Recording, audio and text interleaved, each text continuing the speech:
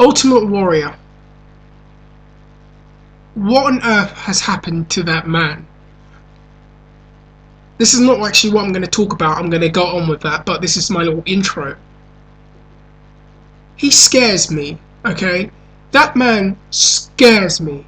I'm watching his channel, and he's like, and tell me if I'm not the only one who's ever noticed this about the guy since he's been doing YouTube entries. But he's all like, "Hey Terry, Warrior Man here. What's up, Warrior fans? It's the Warrior Man. Karma's coming to collect, brother. Karma's coming to collect, and me and all the Warriors are loading up the gun for Terry Bollea, and we're gonna pull that trigger, brother. Karma's coming to collect, brother." He scares me. It's like he's come out of one of those Jigsaw films, if you know what I mean. Or one of those, it's like, is that Michael Myers' dad or something? Fuck, this guy scares the shit out of me. Anyways, man, I've done so much and barely had time to do video, and really want to get back to doing some regular videos again. Done so many things myself. I've got a video I'm talking about. Finally bought a tap out shirt, so that's something to cross off the list, and I think that's going to be a hell of a, starting conversation with a woman, or getting girls to look at me down the street, walk down in a tap out shirt, sucking back an energy drink. "Don't you know who I am, bitch? I'm tough. Yeah, I've got a tap out shirt," and then crush the can on my head. Hopefully that, gives me better luck with women, but we'll see. Nick Diaz and George St. Pierre, pretty excited for. Cain Velasquez versus Junior Dos Santos, pretty excited for. So many fights happening. I'm pretty bummed out that there's going to be no K1 tournament this year. It's really sad that no one's really going to invest in K1 or really kind of spend the money and put the plans together to, because I think that's a very exciting sport myself. But what I really wanted to talk about is actually going to be segued by me showing you this. An old school Don Fry UFC figure.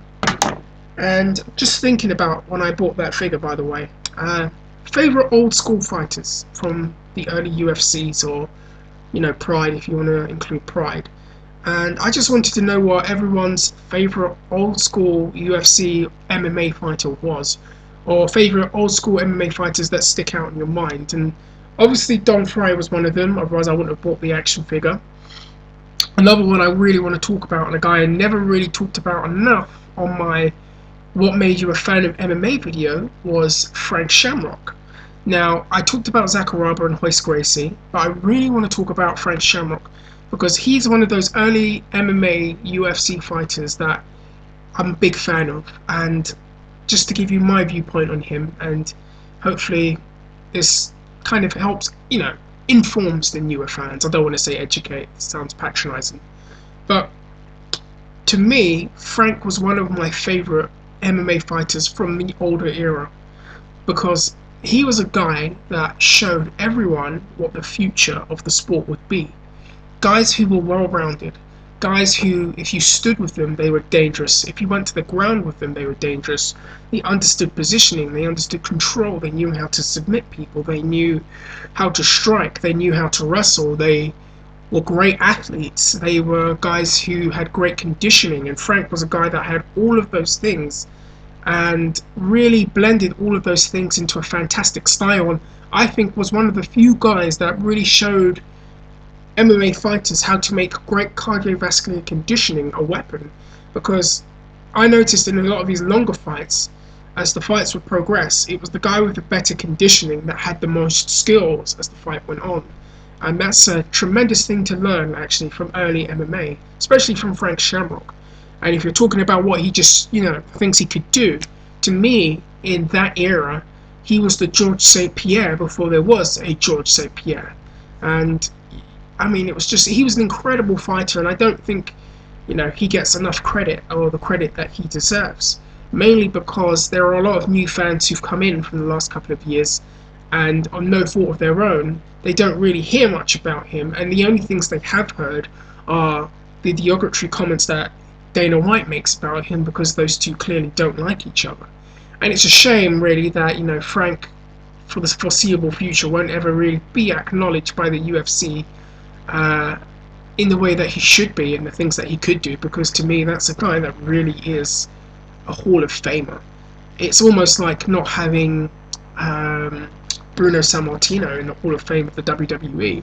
To me, it's like the same kind of thing almost. And if you want to talk about great fights he had, I really loved his fights. I really loved the fight that he had with Bas Rutten. That was a great fight.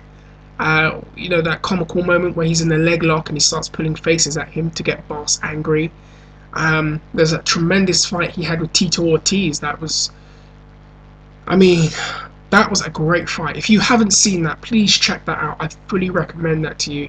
It was a very dramatic back and forth fight.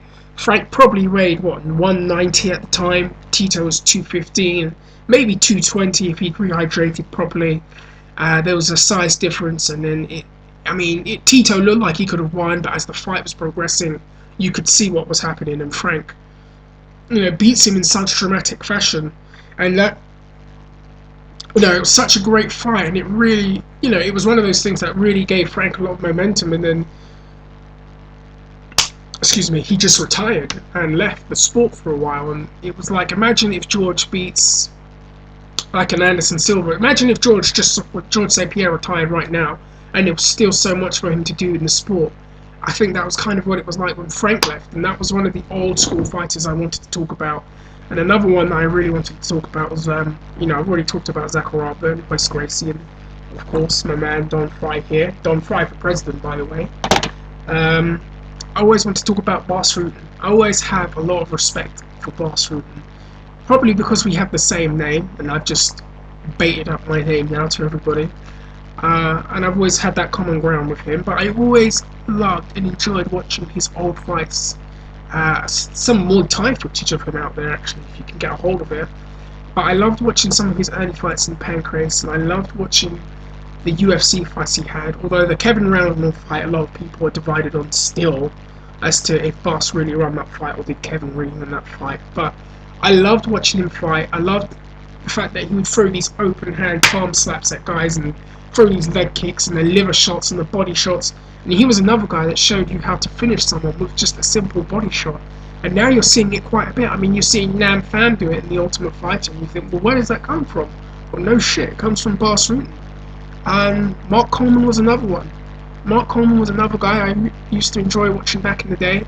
And, I have a lot of respect for the old school fighters, and a guy like Mark Coleman, who was a straight wrestler, and then unveiled one of the greatest weapons you could ever use in MMA, ground and pound. And he was the guy that introduced it, and people perfected it, but if it wasn't for Mark Coleman, you wouldn't have what you would have in this ground and pound attack. Anyways, I'm going on, and it's quite late at night. I just want to hear what you have to say. So, all the people out there, I apologise it's taken so long to do a video, but let me know in comments, or things you want to write, who was your favourite old school MMA fighter that you grew up watching? Or who's your favourite old school fighter, because if you're a new fan, that you've gone back and looked at and said, yeah, I really like that. Look, it doesn't matter if it was Kimo Leopardo or Tank Abbott. If that was a guy you like watching, for whatever reason, please write it. I want to hear it. So I'm going to stop. I'm flustered, my throat's running dry, and let me know what you think, and have a good one, and hopefully I'll be back soon.